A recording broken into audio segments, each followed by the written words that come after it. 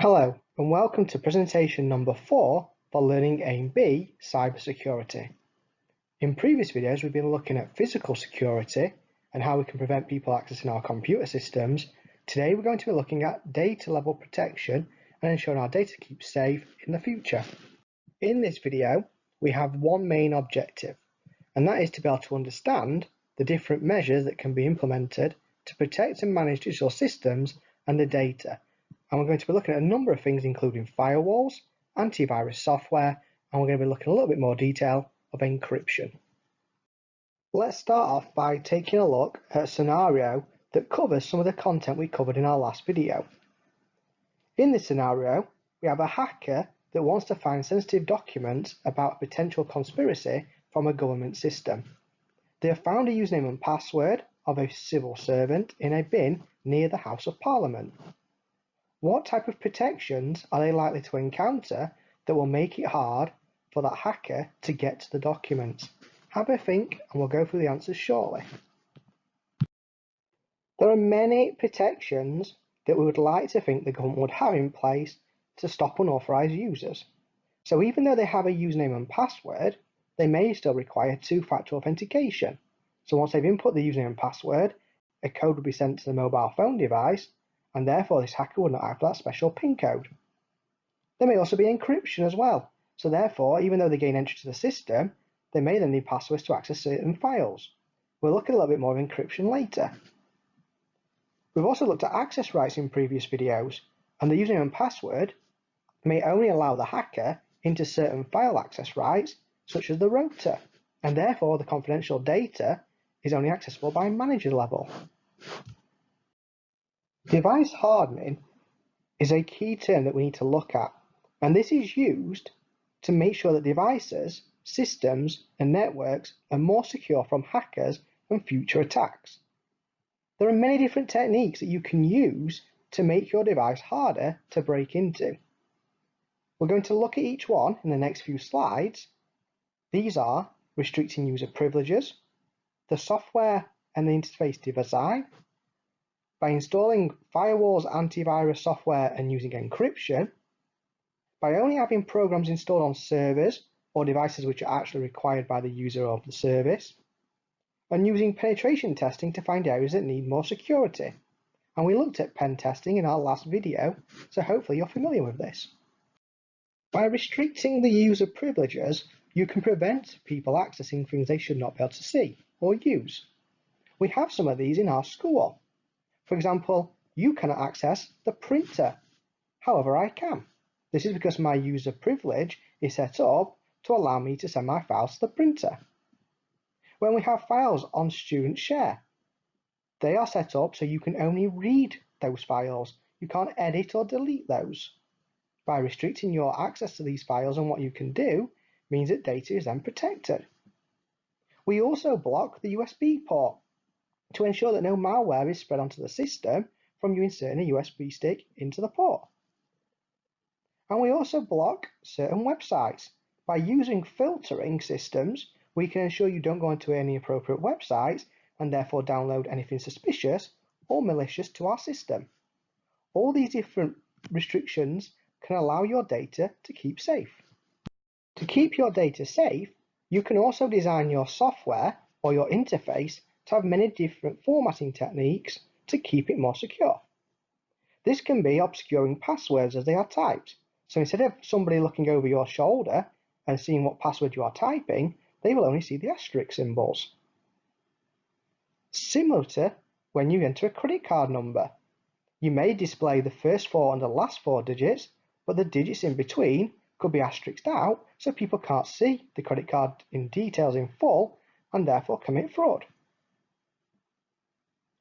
There may be hints set up for users in your design, so if they've forgotten what password to use, the hint gives them a clue so they can access the system if they are the authorized user.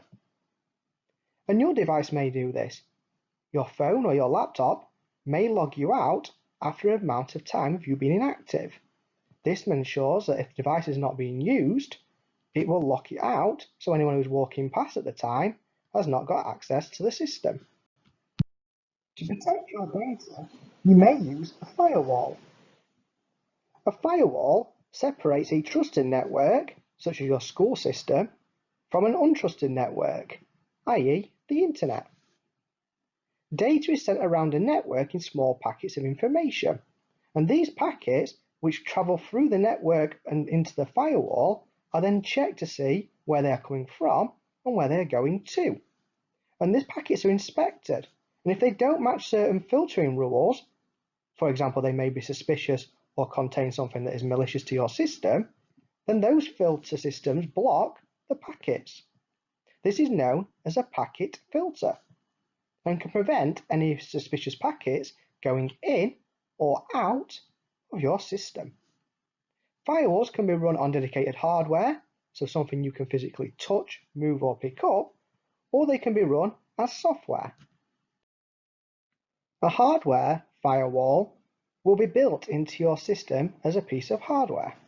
It could be a dedicated unit which has the role of being a firewall to detect suspicious or malicious packets and block them getting entry into your trusted network.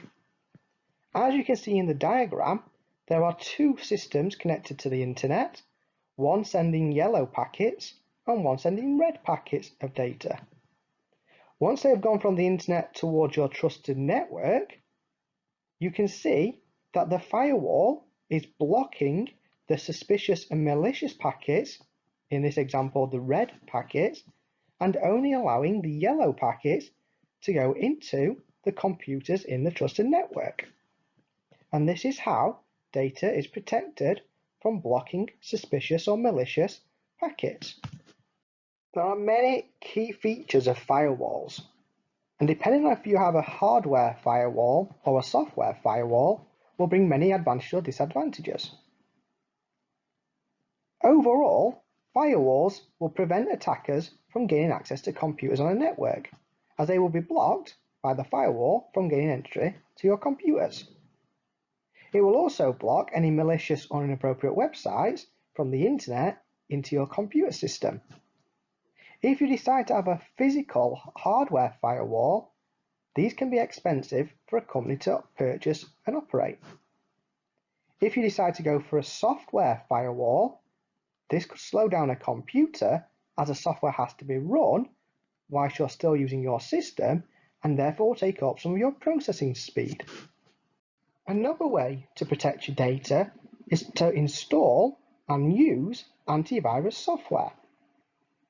A key thing to remember about antivirus software is it will detect malware such as virus, worms and trojans that are on your system and advise you on what actions to take, whether that's to quarantine and remove it or whether you accept it and keep it on your system. It is important that you don't have a misconception that antivirus software does not allow you to get viruses onto your system, as you still can download a virus in a file that you use.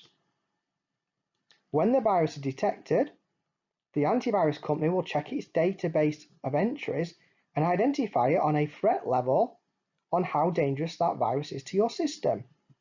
The user will then tell the antivirus software what to do. Over time, new viruses are released, and this is why it is important that you should update your antivirus database so you have the latest patches and are protected on future malware. We have mentioned encryption in many previous videos. We're now going to take a look at this in more detail.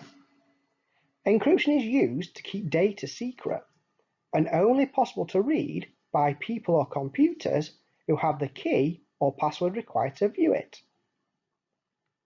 We have talked about plain text into ciphertext previously, and we'll be looking at an example in the next slide of how this works. Encryption encodes the data so it can only be read with a password. So if you don't have the valid password, then your data will be unrecognizable and therefore will be kept safe. You can encrypt individual files, and this means that when the file is transferred across the internet, it will be encrypted with a password, and therefore only the people who are authorized will be able to view the file when it gets to them. If it is taken by someone who is unauthorized during his transfer over the internet, they will not be able to see what the message says as it will be an encrypted message in ciphertext. As you can see in the diagram, encryption can be easy or difficult, is what is spelled in the message where you can see it as plain text. However, when it's encrypted, it becomes random letters, and therefore if you were only to see the encrypted message and it was not transferred back into plain text via the key, you would not know what it means. Hackers use software and their techniques over time to decipher encrypted messages. Therefore, by using just encryption, this does not guarantee the protection of your data in all scenarios. You can also use encryption on your drives, such as your USB or your hard drive. By using encryption on your drive, this will prevent a hacker from taking your hard drive or USB and installing it on their system to try and read the contents. This means that your data is more secure on an encrypted drive rather than the USB that has no encryption. Encryption is also used when data is transmitted over websites, such as when you are signing into a social media platform or you're making a purchase on an online shopping site. They use something called HTTPS. This is the secure hypertext transfer protocol, and you will have seen that your website includes an S when you go to the payment section online. You may have also seen the gold padlock to allow you to be aware that you're on the HTTPS platform rather than just the HTTP. Your web browser will send its key and form data, encrypting it with a server key, which then is encrypted and making sure the web page you request to use is secure. As you can see in the diagram below, the username and password is encrypted to ensure that on its journey from your computer to the server for the company, it is kept safe from any unauthorized users or hackers.